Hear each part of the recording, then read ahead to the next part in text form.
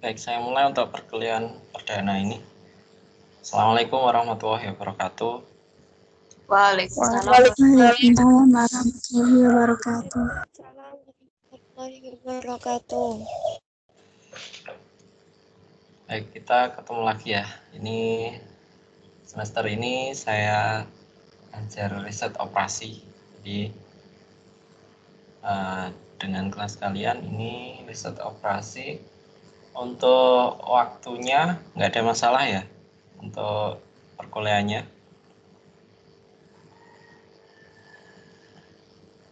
Bisa semua kan ya?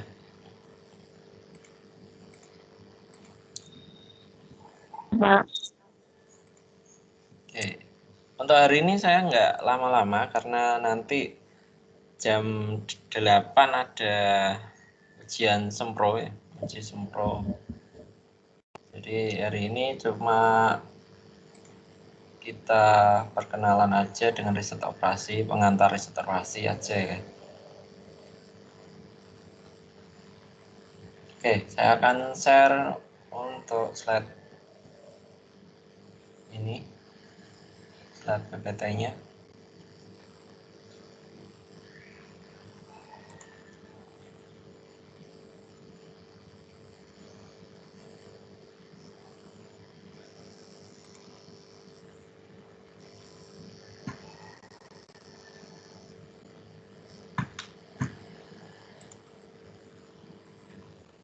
Sudah kelihatan slide-nya? Sudah, Bapak. Sudah, Pak. Oke. Mungkin saya maksimal mungkin 30 menit ya, atau 20 menit saya akhiri mungkin. Karena ini juga masih di rumah, nanti jam 8 harus ke kampus. Oke, kita mulai untuk pengantar riset operasi dulu.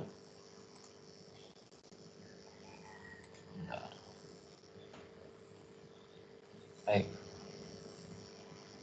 Oke, ini definisi dari riset operasi.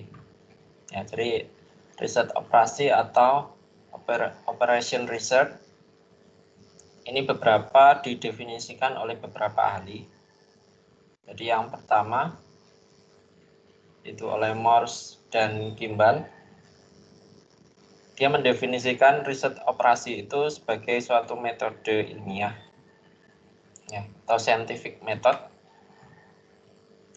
yang memungkinkan seorang manajer itu mengambil suatu keputusan mengenai suatu kegiatan yang akan mereka tangani dengan dasar perhitungan kuantitatif. Ini menurut Morse dan Kimball, tapi definisi ini tidak tegas ya, karena tidak ada perbedaan antara riset operasi dengan disiplin ilmu yang lain. Ya, ini menurut orang pertama. Kemudian untuk selanjutnya pada tahun 1950 Kurman dan Arkoff dan Arnoff dia mengemukakan suatu pengertian riset operasi ini adalah suatu aplikasi metode, teknik-teknik dan peralatan ilmiah dalam menghadapi suatu permasalahan yang timbul dalam suatu perusahaan, sehingga diketemukan suatu tujuan pemecahan masalah yang optimum dari masalah-masalah tersebut. Jadi misalkan dalam suatu perusahaan itu ingin mencapai laba yang maksimal. Nah, bagaimana caranya? Itu bisa kita kerjakan dengan riset operasi. Bisa perusahaan itu mengambil keuntungan yang maksimal, tentunya dengan dengan cara yang efisien. Oke. Untuk yang ketiga itu ada Miller dan Starr, mengartikan suatu riset operasi itu sebagai peralatan manajemen yang menyatukan ilmu pengetahuan, matematika, dan logika dalam kerangka pemecahan masalah-masalah yang dihadapi sehari-hari. Ya, sehingga pemecahan masalah didapatkan hasil yang optimal. Kemudian yang keempat, ada Klotsky dan Tretten mengartikan RO ini sebagai suatu pengambilan keputusan yang dikembangkan dalam operasi militer dalam Perang Dunia Kedua. Jadi memang sejarahnya itu berawal dari Perang Dunia Kedua, sehingga orang-orang menemukan metode-metode dalam pengambilan keputusan, dalam mencari optimalisasi gitu ya untuk riset operasi. Dan yang kelima dikemukakan oleh Koch ya. Operation research dijelaskan sebagai suatu metode pendekatan seperangkat teknik sekumpulan kegiatan suatu kombinasi beberapa disiplin. Itu merupakan suatu perluasan disiplin-disiplin matematika, teknik, dan ekonomi. Bahkan suatu disiplin baru, suatu lapangan kerja, dan suatu agama. Ini definisi riset operasi menurut beberapa ahli. Oke. Perkembangan dari riset operasi, ya sejarahnya ini berawal dari Perang Dunia Kedua. Ini sangat efektif sebagai suatu metode dalam menyelesaikan masalah-masalah militer dengan mengoptimalkan kekuatan militer dalam menggunakan peralatan perang secara efisien. Ya. Jadi intinya dari riset operasi itu bagaimana cara yang efisien untuk mendapatkan hasil yang optimal. Ini dari Perang Dunia Kedua, kemudian setelah bidang militer dinyatakan sukses, industri secara bertahap mengaplikasi penggunaan riset operasi. Pada tahun 1951, dunia industri dan bisnis dalam riset operasinya memberikan dampak besar pada organisasi manajemen. Jadi berawal dari Perang Dunia itu, kemudian metode yang ada dikembangkan untuk dunia industri. Tentunya metode ini basicnya adalah matematik. Kemudian perkembangan sekarang berada pada aspek pembagian kerja dan segmentasi tanggung jawab manajemen dalam organisasi yang bergantung pada perkembangan teknologi dan faktor lain seperti ekonomi, politik, sosial, sebagainya secara sistematis. Kemudian perkembangan sekarang itu riset operasi ini digunakan untuk tetap banyak di dunia industri ya. Kemudian juga bisa diaplikasikan dalam bidang ekonomi atau sosial, politik, dan sebagainya. Nah, ini nanti sangat menarik ya, karena ini ilmu yang bisa langsung diaplikasikan di kehidupan sehari-hari. Jadi nanti ada permasalahan-permasalahan yang akan kita selesaikan, permasalahan real. Oke. Kemudian ada dua faktor yang berkontribusi dalam pengembangan riset operasi. Yang pertama adalah kemajuan mendasar yang dibuat di awal dalam pengembangan teknik yang ada terhadap RO, kemudian perkembangan teknologi komputer.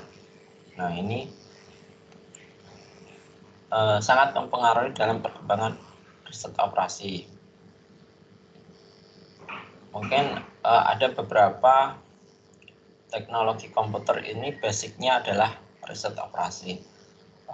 Kalian tahu pasti ada aplikasi Gojek ya. Gojek itu basicnya ada riset operasinya karena dia bisa menentukan peminatan orang ini minatnya makan apa gitu ya. Orang ini driver ini bisa sampai ke pembeli itu jam berapa.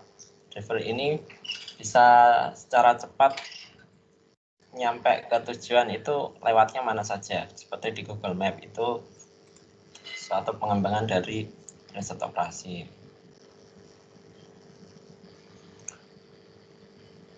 Oke, tahapan studi riset operasi. Ya, jadi pemecahan masalah menggunakan riset operasi itu yang pertama identifikasi permasalahan. Kemudian pembangunan atau penyusunan model, penyelesaian analisis model. Nah, setelah masalah diidentifikasi, kita menyusun modelnya secara matematis. Kemudian kita selesaikan dengan metode-metode yang ada. Ya. Kemudian yang keempat, validasi atau pengesahan model. Setelah kita tahu hasilnya, kemudian kita implementasikan ke permasalahan. Oke. Yang pertama, identifikasi masalah. Ini suatu penentuan perumusan tujuan yang jelas dari persoalan sistem model yang dihadapi. Identifikasi masalah dipakai sebagai kriteria pengambilan keputusan yang dapat dikendalikan maupun tidak dapat dikendalikan. Kumpulan data, kendala-kendala yang menjadi syarat ikan terperubahan dalam fungsi tujuan sistem model yang dipelajari. Ya. Nanti bisa kalian baca sendiri. Jadi intinya kita mengidentifikasi apa permasalahan itu. Kemudian apa saja data-data yang ada. Ya, itu identifikasi masalah. Kemudian membangun menyusun model. Tentunya yang pertama harus kita pilih model apa yang cocok digunakan untuk suatu permasalahan itu. Ya. Kemudian merumuskan faktor-faktor yang terkait dalam model yang bersangkutan secara simbolik ke dalam rumusan model matematika. Ya. Jadi apa saja yang menyebabkan permasalahan itu ditulis dalam suatu model matematika. Misalkan ada variabel yang mempengaruhi dalam suatu permasalahan itu. Nanti lebih jelasnya nanti langsung saat materi ini. Oke, menentukan perubahan beserta kaitan-kaitannya satu sama lain. Tetapkan fungsi tujuan beserta kendala-kendalanya dengan nilai-nilai parameter yang jelas. Jadi ada fungsi tujuan, ada fungsi objektif, kemudian kendala-kendalanya apakah misalkan X1 plus X2 lebih besar dari X3 atau dan seterusnya, itu nanti fungsi yang akan kita pakai. Yang ketiga adalah penyelesaian atau analisis dari model. Jadi setelah kita buat model, kemudian kita analisis, kita selesaikan. Melakukan analisis terhadap model yang dipilih, kemudian memilih hasil analisis yang terbaik. Ya. Bisa saja dalam satu analisis itu ada beberapa hasil yang kita capai. Nah, tentunya yang akan kita ambil itu untuk hasil analisis yang paling optimal. Kemudian melakukan uji kepekaan analisis post optimal terhadap hasil-hasil terhadap analisis model. Ini mungkin beberapa metode memerlukan ini ya, analisis lanjutan ini. Oke, yang keempat, setelah kita tahu penyelesaiannya, kita validasi apakah penyelesaian ini itu sesuai dengan permasalahan yang ada.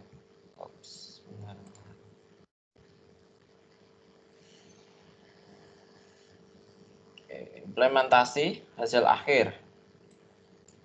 Hasil yang diperoleh berupa nilai yang akan dipakai dalam kriteria pengambilan keputusan merupakan hasil analisis yang kiranya dapat dipakai dalam perumusan keputusan.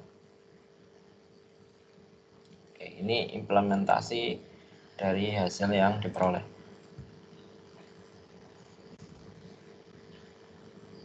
Kemudian ada beberapa model-model riset operasi ya. Ini beberapa model dasar. Ada iconic model. Iconic model ini penyajian fisik yang tampak seperti aslinya dari suatu sistem nyata dengan skala yang berbeda.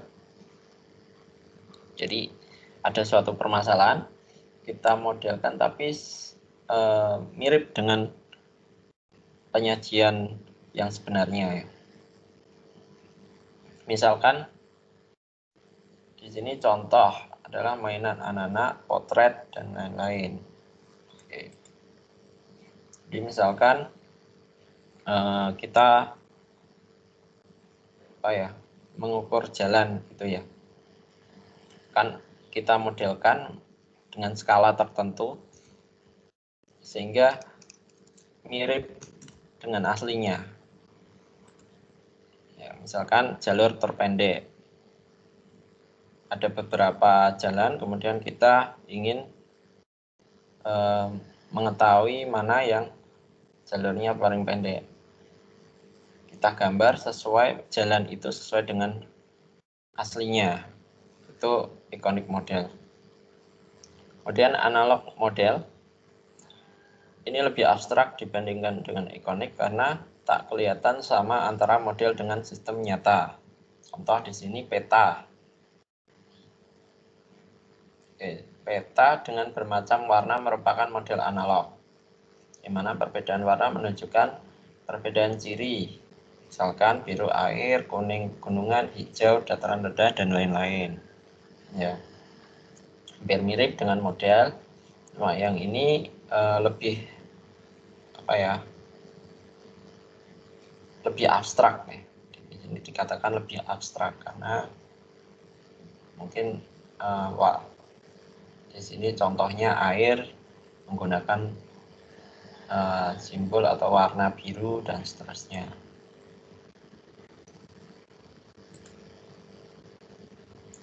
Yang ketiga adalah matematik model. Ini sifatnya paling abstrak ya. Model ini menggunakan seperangkat simbol matematik untuk menunjukkan keterhubungan antar komponen dalam sistem nyata. Namun sistem nyata tidak selalu dapat diekspresikan dengan rumus matematik. Model ini dibedakan menjadi deterministik dan probabilistik. Ya, jadi model matematik ini biasanya dimisalkan ya. Ada suatu permasalahan kita misalkan dalam simbol matematik. Misalnya X, Y, Z, dan seterusnya. Nah, model ini ada dua. Jadi ada yang deterministik dan probabilistik. Biasanya orang matematika itu adalah deterministik. Kalau orang statistik itu adalah modelnya probabilistik. Probabilistik itu ada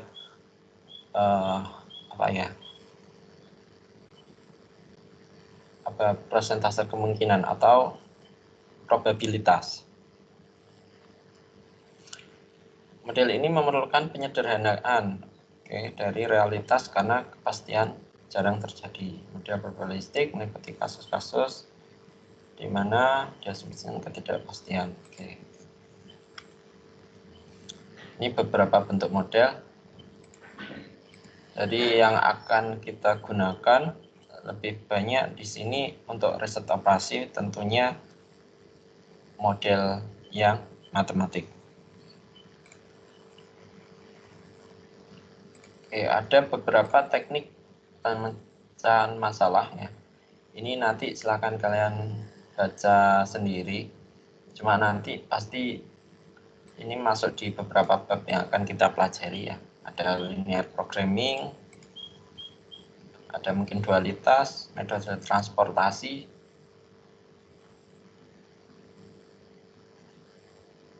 metode jaringan kerja atau network planning. Ini nanti beberapa metode yang akan kita pelajari. Oke, langsung saja untuk materi perkuliahan.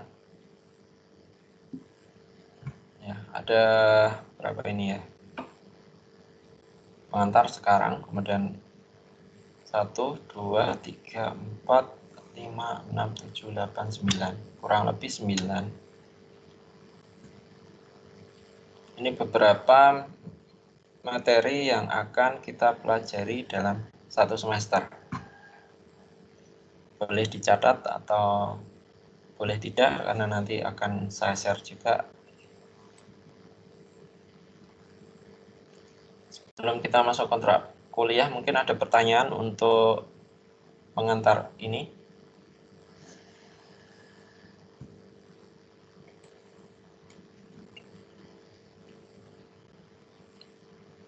Tidak ada ya? Tidak, Pak. Tidak, Pak. Oke.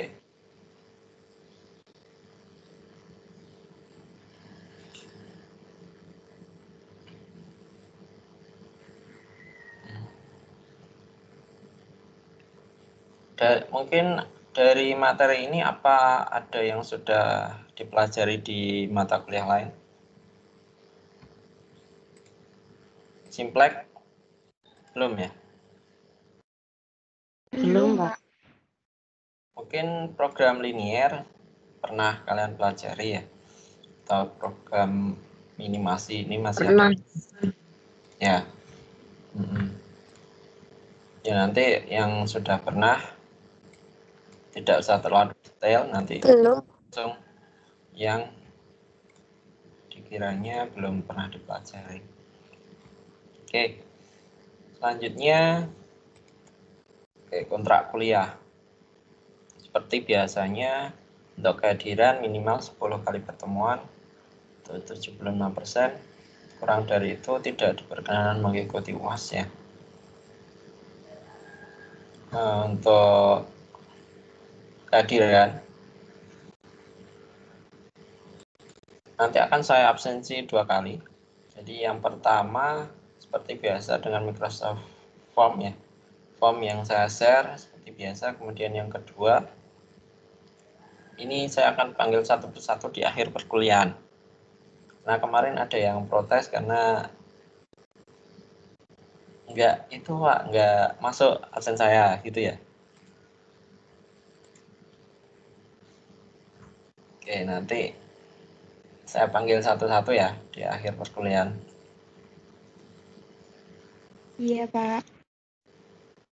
Oke, izin tidak masuk tidak perlu ya, jadi langsung di absen Microsoft Form.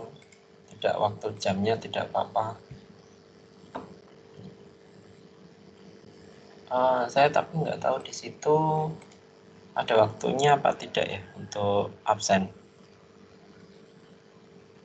Tidak ada ya? Sepertinya tidak, Pak. Oh ya.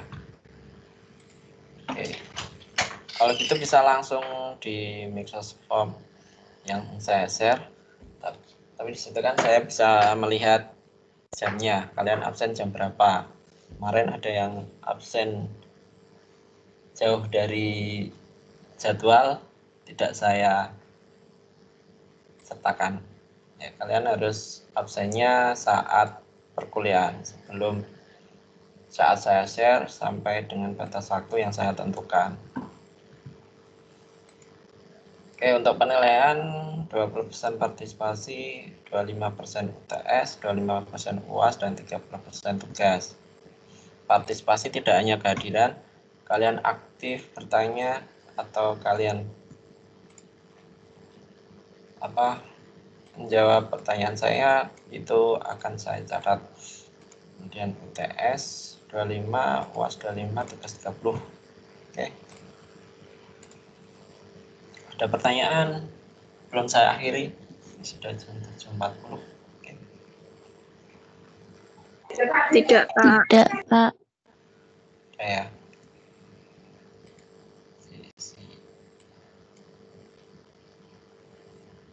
Saya belum menyiapkan absen. Untuk hari ini absennya cukup yang di Microsoft Teams ya. Sudah absen semua? Nanti yang belum absen ya? Iya, Pak. Sudah. Ini ada 23 yang masuk. Bentar, saya download dulu.